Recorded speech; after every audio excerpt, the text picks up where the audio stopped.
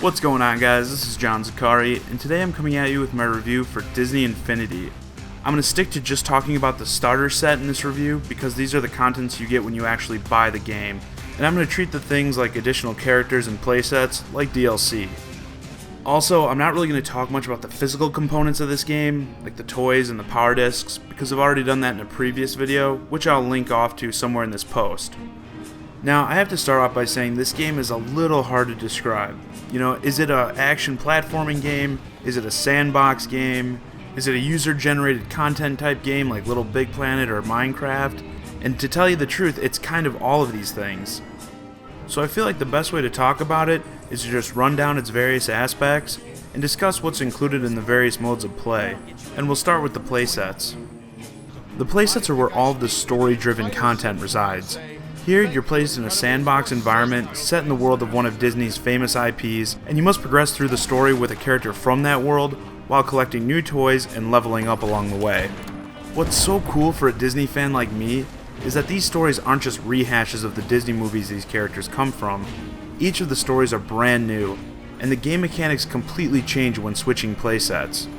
So, for instance, the Monsters University playset is set during Mike and Sully's early college days, prior to the new movie. Here you're competing against your rival school Fear Tech during Fear It Week. Lots of fear in this one. The gameplay involves pulling pranks, raiding the rival campus, and of course, perfecting those scare tactics. In the Incredibles playset, Syndrome has returned and also freed some of his fellow supervillains to help him wreak havoc on Metro City. So the Incredibles family must use their superpowers to protect the city's citizens, as well as bring these supervillains to justice. And finally, in the Pirates of the Caribbean playset, players are up against Davy Jones and his crew in a race for a mystical treasure, and this adventure involves exploration as well as combat situations that take place on both land and sea. All of the playsets are adorned with environments that look just like the worlds they're set in. Well, at least toy versions of the worlds they're set in. And the player is allowed to do a decent amount of customization to those environments to add their own personal touch. Now, Disney Infinity is obviously geared more towards children, and this shows in the difficulty of the story missions. It's relatively easy to not die, and even if you do, you respawn right in that same area, and you have unlimited continues. But this does not mean that the entire game is a breeze. The more hardcore gamer will still find some difficulty in finding all of the hidden toy pieces, as well as playing the game's various challenges. All of the challenges scattered throughout the playsets have 3 difficulties: easy, medium, and hard, and they typically involve the player having to complete some sort of task within a set time period. I must admit that I consider myself to be pretty good at video games, and I still needed several tries on some of those hard mode challenges. You gotta be kidding me! The other half of Disney Infinity's content takes place in the Toy Box, where the player can literally use thousands of in-game items and structures to build pretty much whatever they want. You can personalize your own area to play in and explore, or even make your own game with the Infinity tools. Similar to Little Big Planet, players can upload their creations to be downloaded by other players. But what's so cool about Disney Infinity's Toy Box share is that it's cross-platform. So Xbox 360, PS3, and Wii U owners all get to share their creations together. I honestly believe that the Toy Box mode is where Disney Infinity really shines. Long ago, Disney coined the term Imagineers to describe the visionaries who design the attractions at the Disney parks. And here the player gets to take on that role as your game experience is only limited to your imagination. I've personally already had all sorts of fun adventures in the Toy Box, from racing around Agrabah to surviving the numerous traps in the hedge maze from Alice in Wonderland, and revisiting some of my favorite games, such as this classic platformer, as well as A City in the Sky from a much more recent game. And there's no racist inhabitants in this version. The possibilities in the Toy Box just seem truly endless. Also found in the Toy Box is the Hall of Heroes. Here, players can see the embodiment of their progress in an amphitheater-looking environment adorned with statues of their characters. As you level your characters, the quality of their statues will improve in the Hall of Heroes, and the hall will also change itself, becoming more majestic as you progress through the game.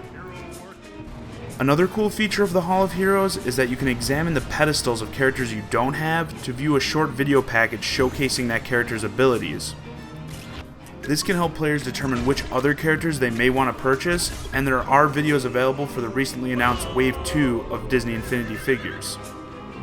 Alright, now let's get into the score breakdown for this game.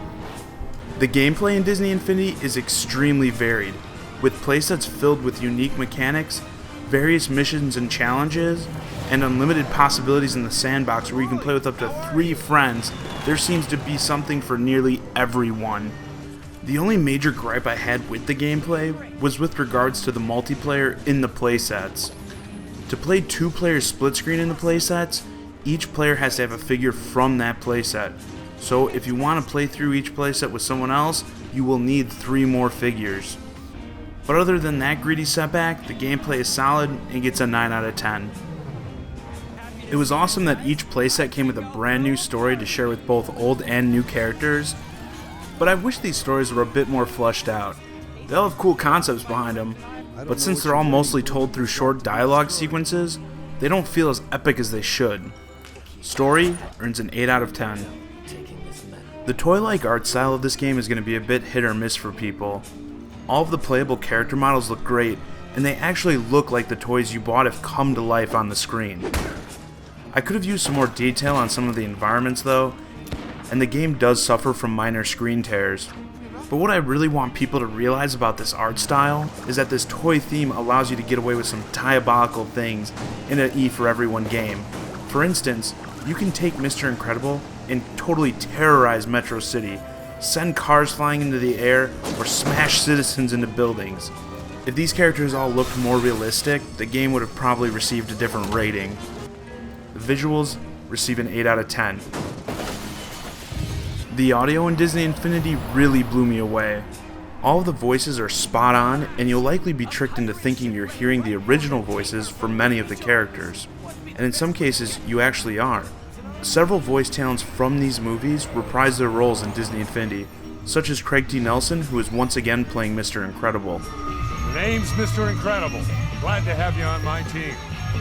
When it comes to background music, you really can't do much better than countless memorable Disney tracks. Some were before my time, and some are only a couple years old, but they're all classics.